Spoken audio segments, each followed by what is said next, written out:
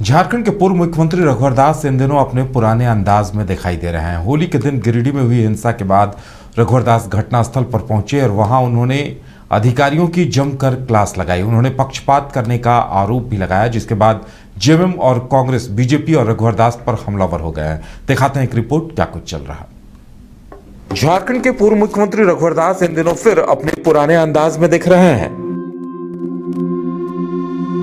उनकी सक्रिय राजनीति में वापसी के बाद वो पूरी तरह से मैदान में उतर गए हैं, जिस पर जेएमएम ने कहा है कि रघुवर दास हो या बाबूलाल मरांडी, बीजेपी हिंदू मुसलमान से कभी ऊपर नहीं उठ सकती।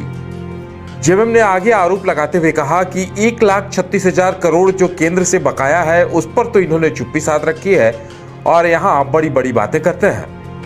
वहीं झारखंड में गिरिडीह में हुई घटना को लेकर जेएमएम का कहना है कि माटी पुत्र हेमंत सोरेन की सरकार है और उपद्रवी तत्वों से शक्ति से निपटा जाएगा, चाहे धर्म और जाति कोई भी क्यों ना हो।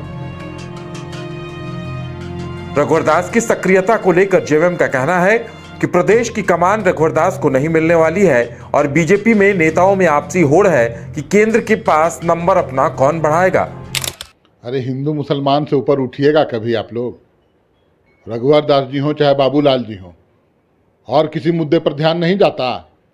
1,36,000 करोड़ रुपए बकाया है, उस पर मुंह में चुप्पी फेविकॉल लगा लेते हैं। धार्मिक उन्माद फैलाना अमन शांति के लिए चुनौती बन गए ये लोग। झारखंड में ये सब नहीं चलेगा। झारखंड में माटी पुत्र हेमंत सोरेन की सरकार है।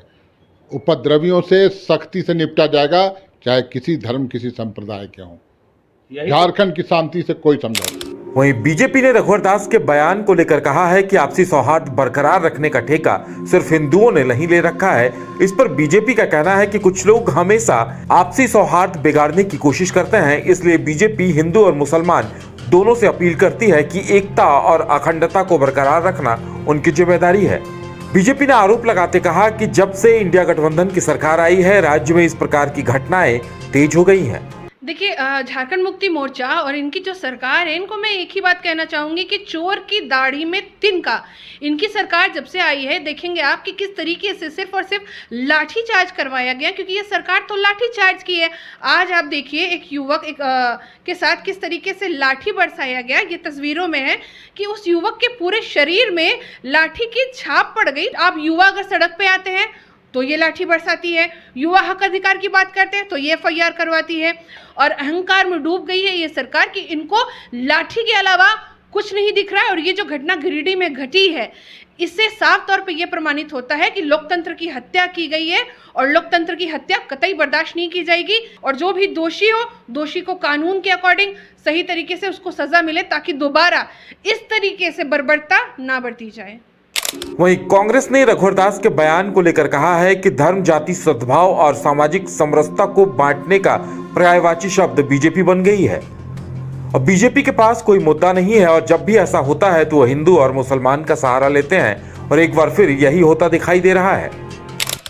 धर्म, जाति, सद्भाव, सामाजिक समरसता को बांटने का पर्यायवाचिक शब्द बन चुकी है भारतीय जनता पार्टी। और यही कारण है कि भारतीय जनता पार्टी के नेता जब मुद्दा विहीन होते हैं तो हिंदू और मुसलमान का सहारा लेते हैं। प्रशासन संजीदगी के साथ गिरिडीह की घटना पर निगाह रखी थी और हम तमाम लोगों को चिन्हित करने का भी काम कर रहे हैं। हमारे शासनकाल में इस तरह की घटना का कोई जगह नहीं है।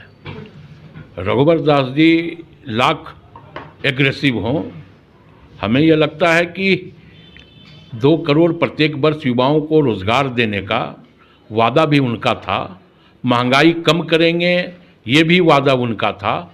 तो इस पर भी कभी ये लोग मुंह खोल लें ताकि जनता का कुछ भला होगा। लेकिन कैसे समाज की सामाजिक समरसता को हम बांटें और अपना राजनीतिक स्वार्थ पूर्ति करें, भारतीय जनता पार्टी के नेता इसी में लगे रहते हैं। बहरहाल रघुवर दास की सक्रियता और उनके बयान को लेकर सियासी हलकों में चर्चा तेज हो गई है।